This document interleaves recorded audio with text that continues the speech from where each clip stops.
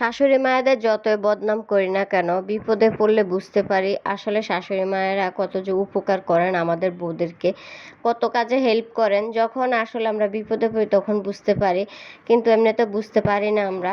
তো আসসালামু আলাইকুম, কেমন আছেন সবাই? আশা রাখি সবাই অনেক ভালো আছেন। তো আলহামদুলিল্লাহ আমরা অনেক ভালো আছি। তো এখানে সকালে রান্না বান্না শুরু করে দিলাম, এখানে মাছ ভিজাইতেছি। আসলে ছেলেকে স্কুল থেকে নিয়ে আসলাম, এনে হচ্ছে এই তো মাছ ভিজাইতেছি, রান্নার প্রস্তুতি নিতেছি কি কি রান্না করব। তো সব কিছু প্রস্তুতি নেওয়া আছে। আমি অবশ্য বাজার থেকে আসার সময় তরকারি নিয়ে আসলাম।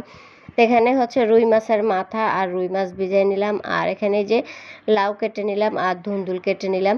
তো ধুন্দুল দিয়ে মাছ দিয়ে রান্না করব আর লাউ দিয়ে মাছের মাথা দিয়ে রান্না করব। তো এখানে যে ধুয়ে আমি মাছের মাথাটাকে বসিয়ে দিলাম, এর সাথে হলুদ, কাঁচামরিচ, লবণ আর রসুন বাটা দিয়ে দিলাম। আর আরেক চুলা হচ্ছে ভাত বসায় দিলাম। আসলে কেন বলতেছিলাম যে শাশুড়ি মায়েরা যে কত উপকার করেন আমাদের, আসলে আমরা বুঝতে পারি না। আমরা কত কথা বলি শাশুড়ি মায়েদের সম্পর্কে। তো হচ্ছে আমার শাশুড়ি হচ্ছেন অসুস্থ। ওনার অসুস্থতার কারণে উনি আমাকে কোনো কাজ হেল্প করতে পারতেছে না। তো উনি এমনিতে আমাকে তরকারিগুলো কেটে দেন সব সময়, আর আমি রান্না করি। তো এখন হচ্ছে ওনার অসুস্থতার কারণে আমাকে কোনো কাজ হেল্প করতে পারছে না, আমি একা একাই করতে হচ্ছে আমার সব কাজ। তো একটু এলোমেলো হয়ে যায় আর কি একা একা করতে গেলে। আমার শাশুড়ি মার আসলে চোখে অপারেশন করাইছেন, ওনার চোখে ছানি পড়ছে, ছানি কাটাইছেন আর কি। তো এই কারণে উনি একদম বিছানায় রেস্টে আছেন, আর একা একা সবগুলো আমারে করতে হয় কাজ। তো এখানে যে দেখেন, আপনাদের সাথে গল্প করতে করতে আমার লাউ কিন্তু হয়ে গেছে, লাউয়ের তরকারি। তো আমার শাশুড়ি মা যেহেতু চোখে অপারেশন হয়েছে, উনি অ্যালার্জি জাতীয় কোনো খাবার খেতে পারবেন না।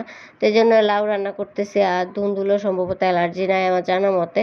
তো এই জন্য এই দুটো তরকারি রান্না করতেছি। আর এখানে যে লাউয়ের মধ্যে আমি ধনিয়া পাতা দিয়ে দিলাম। আর লাউ তো ধনিয়া পাতা না দিলে আমার কেন জানি ভালোই লাগে না, দেখতেও কালারটাও ভালো আসে না।